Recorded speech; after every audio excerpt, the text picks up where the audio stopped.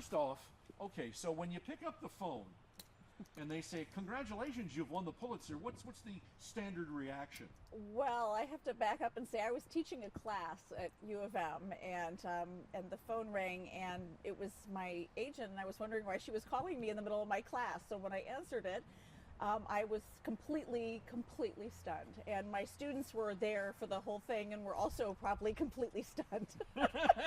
I had no idea. I actually didn't even know when they were announcing it or anything. So Now here's the most important question: did they cheer? they did, and they clapped. Oh, that's great. They did. It was really that's fun. Great. Now, I had to imagine you were aware you were nominated. I just assumed that the press is great. They nominate you for everything, but you never ever imagine that you'll get that kind of nomination or award or anything. So it was a complete surprise. Tell me about your, I don't know, is it fascination, your thoughts about the Attica riot? What was it about that captured your interest?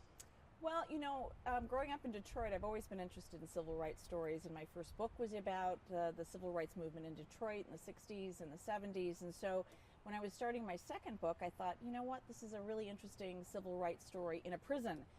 So I want to do that book, but I had no idea that it was going to be a 13-year journey just simply to have the ability to write that book. The records were sealed. There was so much trauma there, a huge state cover-up there. And so the book really started as just, I'm going to write a civil rights book in prison, and it became really a labor of love to kind of rescue the stories of all the people inside of it who had been traumatized and really scarred from that experience. Now, tell me about the idea of the Attica riot. It was a kind of a fulcrum moment for this country, was it not? And so you say, okay, let me go dig that out. But how long did it take you to actually get through the files that you couldn't even get to? Well, from the very beginning, the state of New York has sealed these files since 1976, and I don't think I understood that really when I began the process of writing the book. So it was a journey of trying to think about who had the copy, who had the original of whatever the state might have had and didn't want me to see. And the journey took me into people's living rooms and basements and attics and really getting the survivors to tell me their stories. But also I had a real lucky break. I found a real cache of records that no one thought were there that kind of allowed me to really uncover the depth of how traumatic this story had been and to what lengths state officials went to cover it up. Wow. Okay. So I as a journalist, I know that feeling like, holy cow, what Yeah. have I got here? How big a pile was it? How long did it take you to get through it? And Well, when did you realize you had the gold mine? It was way back in 2006, and I called a courthouse, and I'd been calling courthouses everywhere looking for some Attica files from the criminal trials, and they just happened to say there were some. And I went there with like 3 days to be there, and I just couldn't believe it. There was a wall full of records of Attica, including all kinds of stuff I'm sure that I wasn't supposed to see, key documents that allowed me to really document who had committed terrible crimes at Attica but were protected, which troopers had committed crimes, which state officials had doctored evidence, and that was all in there. And so I didn't have much time, but I was able to get copies. I was able to then really hope that nobody would know what I had found until I had gotten the story out. Tell me about, what do you mean I was supposed to see? In other words, were they claimed to have been under seal when they weren't? Well, they are, in fact, mostly under seal. And in 1976, the then governor of New York said, we're going to close the books on Attica, and some of the most important documents were just essentially shut away. And you couldn't get them even if you Freedom of Information Act requested them. These documents were so illuminating because there was a huge investigation into what had happened at Attica. Bear in mind, 39 men were shot to death and 128 men were shot so severely that they were permanently wounded by state troopers. And those men never, ever had a day in court, never were held responsible. So that was the whole investigation that there were no records of. And that's what I found. And what did those records tell you? Well, they told me that that the prisoners and the guards who were inside of that prison were dispensable if it meant that the governor could retake the prison and look tough on crime, and that what they endured, which by the way had been denied for 45 years, was not only real but it was traumatic, and I could actually help to to put the documentation behind what the survivors had been saying for these many years. And what do the survivors tell you, and how happy were they when you told them what you found? Well, it's a mixed bag, because I think that they were very, very hopeful that the story would be told in such a way that would finally bring attention to what had happened. But of course, this was very traumatic, and so it was also reopening a tremendous number of wounds for people. And I know that some of the survivors reading the book, it's really taking them a long time to even get through the book, because they know what they experienced, but to just kind of see it all put together, I think, is very difficult. When they rioted, what was their stated position? Well, I mean, these were 2,400 men who were crammed into an upstate prison, maximum security, although many of them were, basically kids in there on parole violations. And these were men, fed on 63 cents a day, terrible conditions, being locked up, no exercise sufficiently, not being able to see their own kids if they weren't married to their mothers, not being able to, always practice their religion. I mean, the list were quite basic, basic human rights. And they had first tried to get those met through the system. I mean, writing letters to state senators and to the Commissioner of Corrections. And really why it became a riot was complete accident. I mean, the prison management had kind of locked some guys in a room, everyone panicked. But what came out of it really, I think, was one of the 20th century's most extraordinary human rights struggles. And it's, it really has bearing today, because today we are in such a prison crisis. We have more people locked up than any other country on the planet. And so I think it's a history tale, but it's a tale to kind of remind us that, who's inside, and not always, who you think, or the conditions aren't always what you imagine. And did any of the subsequent investigations say that the prison management and even the state was wrong and improper in their treatment of these prisoners? Yeah, I mean, right after Attica, there was a whole citizens investigation, very well-established, well-respected investigation that made it very clear that this was something that could have probably been avoided with some basic reforms, and really censured the state for its overreaction to this event. But over the last 45 years, the prisoners tried to be heard in a court of law. The state fought them all the way.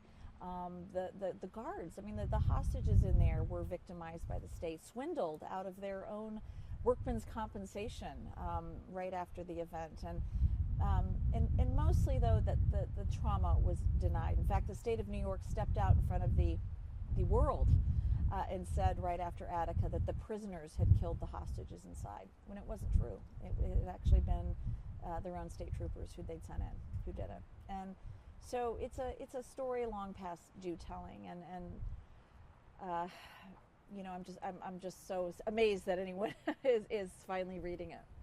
The history professors tend to toil in anonymity, in deep corners and libraries and in places where nobody's actually looking. How gratifying is it for you to find this kind of recognition?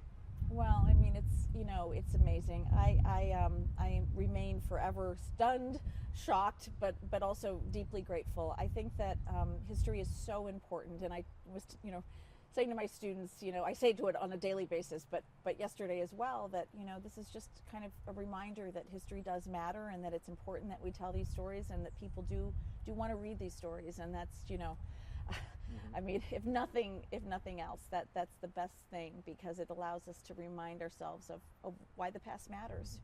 Let me ask one more question, because you're saying this is a civil rights matter. Was New York State racist, along with just inhumane with its treatment of the prisoners? Well, I mean, you can't divorce those two things. You can't really understand the level of brutality of that retaking without understanding the racial dynamic. I mean, some of these prisoners were forced to their knees, stripped naked, forced to give the white power salute. They were tortured for days and weeks. They were denied medical care. And all of that was punctuated with racial epithets. And there were actually a lot of white prisoners that stood with them, and Puerto Rican prisoners, but anyone who stood with the black prisoners was labeled by every unimaginable vile racial epithet. So it was deeply racialized. And was it the guards who perpetrated this, or who was it that Well, during the retaking, there were some corrections officers from other prisons that came in to join in on the retaking, but it was overwhelmingly the New York State troopers.